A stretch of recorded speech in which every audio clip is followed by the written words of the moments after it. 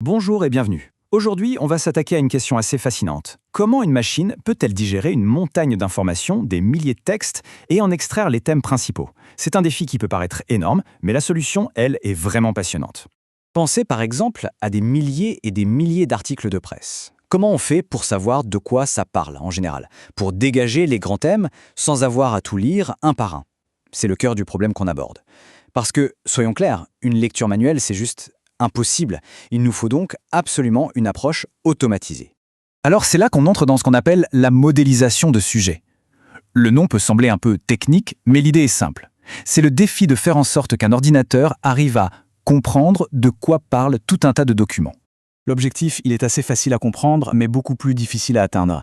Il s'agit de prendre ce grand désordre de texte et de le classer, de le ranger en groupes qui ont du sens. Par exemple, mettre ensemble tous les articles qui parlent de politique, ou d'économie, ou de santé, même si ces étiquettes n'apparaissent nulle part en clair. Et pour faire ça, il nous faut un outil spécial. Cet outil, c'est la NMF, ou factorisation en matrice non négative. C'est la technique vraiment puissante qui est au centre de toute cette analyse. Alors, la NMF, qu'est-ce que c'est exactement? Pour faire simple, imaginez une sorte de recette inversée. Disons qu'on a un smoothie géant, un mélange de plein de fruits. Eh bien, la NMF, c'est l'algorithme qui va goûter ce mélange et nous dire « Ok, là-dedans, il y a de la banane, de la fraise et de la mangue ». Pour nos textes, c'est pareil. Elle sépare cet immense corpus de documents en deux choses. D'un côté, les sujets, qui sont nos ingrédients, comme la politique, le sport, etc. Et de l'autre, la recette de chaque article, c'est-à-dire la proportion de chaque sujet qu'il contient. Alors, bien sûr, la NMF n'est pas la seule méthode, il en existe d'autres, comme la LDA par exemple, mais ce qui est intéressant, c'est que la source sur laquelle on se base pour cette analyse suggère que la NMF est non seulement plus rapide, mais elle pourrait même être plus précise. C'est donc un choix vraiment pertinent pour ce genre de travail. Bon, à cette théorie, voyons maintenant comment ça marche en pratique. Pas d'inquiétude, on ne va pas se perdre dans les lignes de code. L'idée, c'est plutôt de suivre pas à pas le cheminement logique de la machine pour voir comment elle passe d'un tas d'articles bruts à des sujets bien classés. Le processus complet peut paraître un peu intimidant, mais en réalité, il se décompose en quelques grandes étapes très logiques. Allez, suivons ensemble ce parcours, depuis le chargement des données jusqu'à l'étiquetage final de chaque article. Ok, première étape, tout commence par la matière première, nos données. Ici, c'est un énorme fichier qui contient des milliers d'articles. La toute première chose à faire, c'est de charger tout ça dans la machine pour qu'elle puisse commencer à travailler dessus.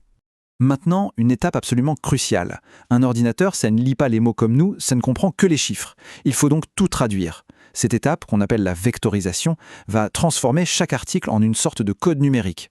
Et l'astuce, c'est que l'algorithme va donner plus de poids, plus d'importance aux mots qui sont à la fois très présents dans un article, mais plutôt rares dans tous les autres. C'est comme ça que la machine repère les mots qui sont vraiment caractéristiques d'un texte. Et on arrive au cœur du réacteur. C'est ici qu'on lance notre modèle NMF. On lui donne une instruction très précise. Dans toutes ces données que je t'ai données, trouve-moi 7 grands thèmes, 7 sujets distincts. Ce chiffre 7, c'est nous qui le choisissons.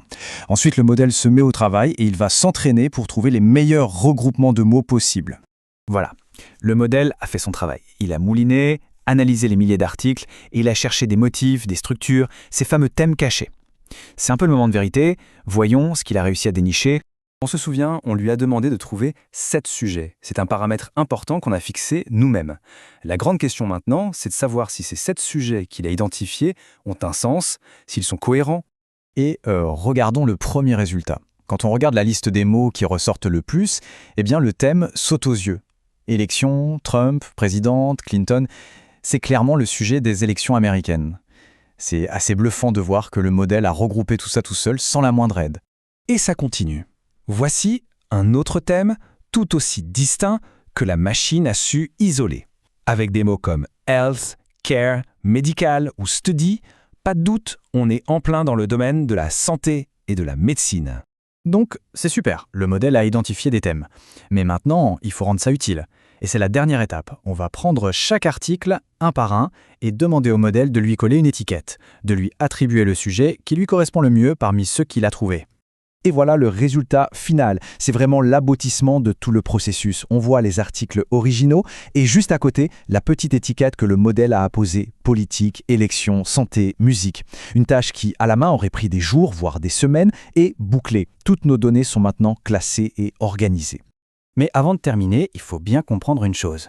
La puissance de cette méthode, la NMF, ne s'arrête pas au texte. Pas du tout. son champ d'application est en fait beaucoup plus large. Oui, parce que la même logique mathématique qui permet de trouver des groupes de mots peut aussi trouver des groupes de pixels. C'est fou, non?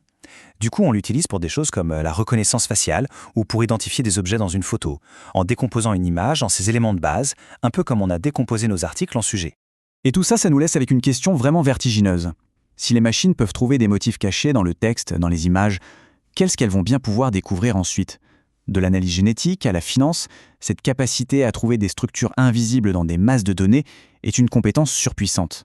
On peut se demander quels seront les prochains domaines qui seront complètement transformés par ce genre d'algorithme.